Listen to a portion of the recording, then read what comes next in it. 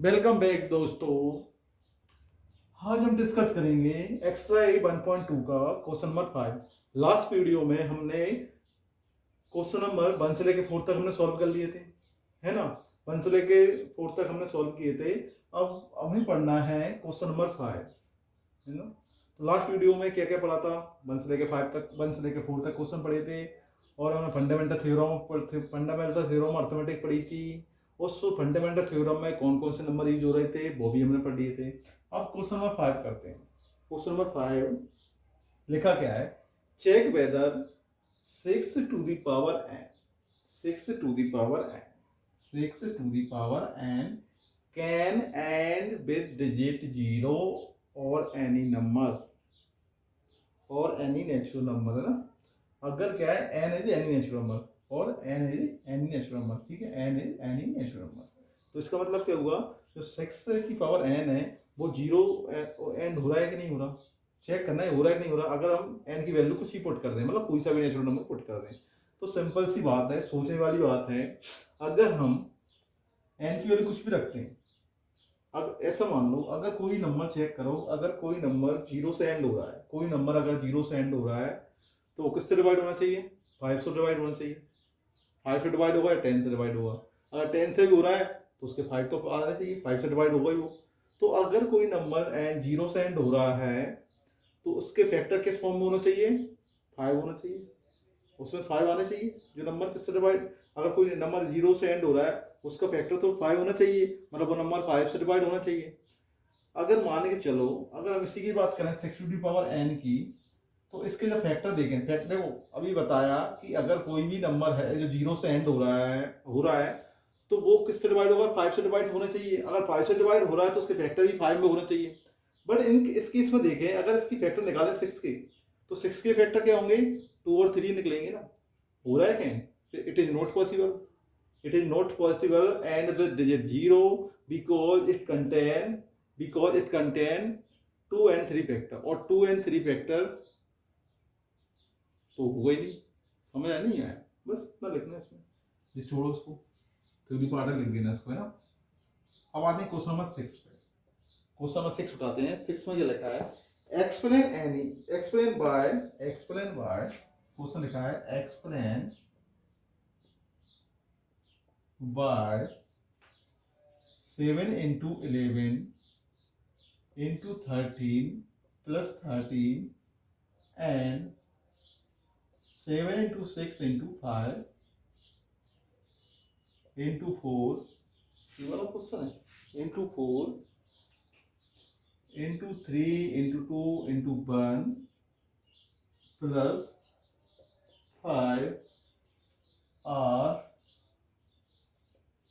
composite number. और last class में, मतलब लास्ट वीडियो में हमने पढ़ा था कंपोजिट नंबर क्या होते हैं। सबको पता है कंपोजिट नंबर का मतलब क्या होता है, कि number having more than 2 factor. कोई भी नंबर अगर कंपोजिट नंबर होता है तो उसके 2 से ज़्यादा फैक्टर होना चाहिए, 2 से ज़्यादा ही होना चाहिए, उसे बोलते हैं कंपोजिट नंबर। अगर इसको सॉल्व करते हैं हम, सॉल्यूशन जो क्या है, वी हैव क्या है, 7 into 11 into 13 plus 13, उसमें कुछ कॉमन आ रहा है उसे निकाल लो। 13 आ रहा है तो क्या बचेगा? 7 into 11 plus 1, है ना। तो क्या हुआ? 13 77 plus 1 13 into 78, इन दोनों का इंटू करें तो क्या रखेंगे अपन? 1014। और सबको पता है 101 के फैक्टर निकालेंगे तो क्या हो जाएगा? 2 हो जाएगा। उसके बाद 3 13, है ना, फिर 30। सिंपल सी बात। अगर नहीं छोड़ दो ना, अगर देखो 13 निकालना है, 13 तो है ही हमारे पास, 78 के फैक्टर निकाल लो, इंटू करने की जरूरत नहीं है ना। इंटू करने की जरूरत नहीं है, तो अगर इंटू कर दिया मैंने फालतू में, है ना। तो 78 के फैक्टर निकाल लो। अगर देखो तो 78 के फैक्टर निकाल लेंगे, इंटू मत करो, इस फॉर्म में ही आना है। तो क्या लग सकें? It is a complete number, क्योंकि इट इज मोर, क्या लिखेंगे? It is more than 2 factor, it is more than 2 factor, है ना। तो लिख लेना it is a composite number, है ना, it is a composite number क्योंकि इसमें क्या मोर देन 2 फैक्टर है, it is a composite number because it has more than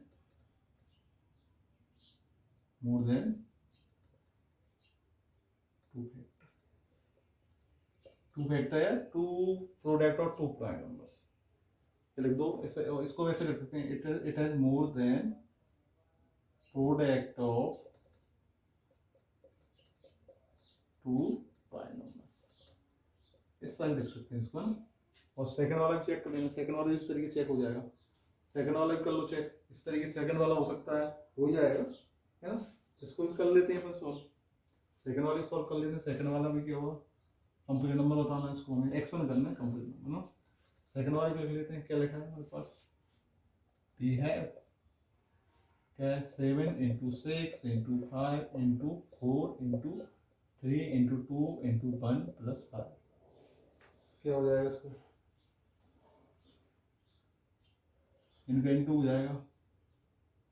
simple सी बात है, देख लो कितने सारे फैक्टर हैं इसके, तो वो तो हो गई, वो तो दिख ही रहा है, कंपोजिट है, कंपोजिट है तो और कर लो, सिंपल सी, इनका इंटू करेंगे सबका, सबका कर दो, 5 कॉमन निकाल लो, है ना, तो हो जाएगा हमारे पास 5045, इंटू करने पर कर लेना, मैंने डायरेक्ट कर दिया, है ना, तो इसका हो जाएगा 0 आएगा, सॉरी, प्लस हो जाएगा 5045, है ना, 5045, तो 5045 फैक्टर कुछ भी हो जाएंगे, ऐसा लिख लेते हैं इसको, 5045 इंटू, एक तो 5 निकाल लो, 5 निकाल लो, बचा क्या, 5 इंटू 109, बचा कि नहीं बचा, ठीक है, तो it is a product of prime numbers, it is composite number, इसलिए इट इज ये भी कंपोजिट हुआ है भाई, कंपोजिट नंबर, ठीक है, खत्म, है ना।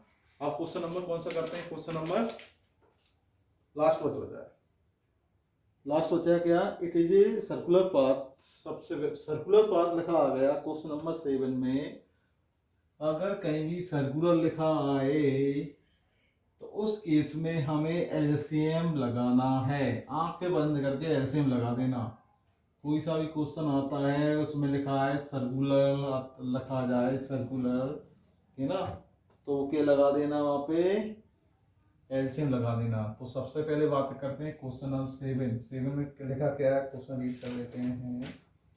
There is circular path around a sport field. Sonia takes 80 minutes to drive and around of the field. Field है, circular field है, उसमें 80 minutes लगाती है। By Ravi takes 12 minutes for the same. उसी को रवि टाइम लगाता है 12 minutes. Suppose they both start at the same point and at the same time and go in the same direction. After how many minutes will they meet again at the starting point?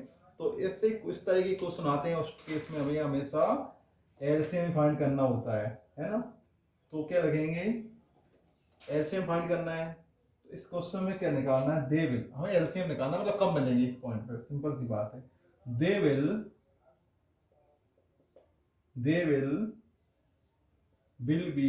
B again meet again at the starting point, मतलब again किस starting, again at the starting point, है ना, at least क्या बोला मैंने, LCM में करना, तो at least common multiples, simple सी बात है, कॉमन मल्टीपल्स किसका नंबर निकालना है, common multiples of 18 and 12 minutes का निकालेंगे, किसका निकालेंगे, 18 and 12 मिनट्स का निकालेंगे। तो एलसीएम सबको ही पता है, एलसीएम क्या होगा, 18 की फैक्टर निकालो, 2 इंटू 3 इंटू 3, बचा क्या, 12 निकालो, 12 का सिंपल से 2 इंटू 2 3, तो क्या हो जाएगा एलसीएम, एलसीएम हो जाएगा 18 and 12 का 3 इंटू 2 इंटू 3 इंटू 2, तो कॉमन ही लिख लिया मैंने, बचेगा तो 3 इंटू 2 बचा, जो हो जाएगा कितना 36, मतलब जब मिलेंगे 36 मिनट बाद मिल जाएंगे, आंसर 36 है। सोनिया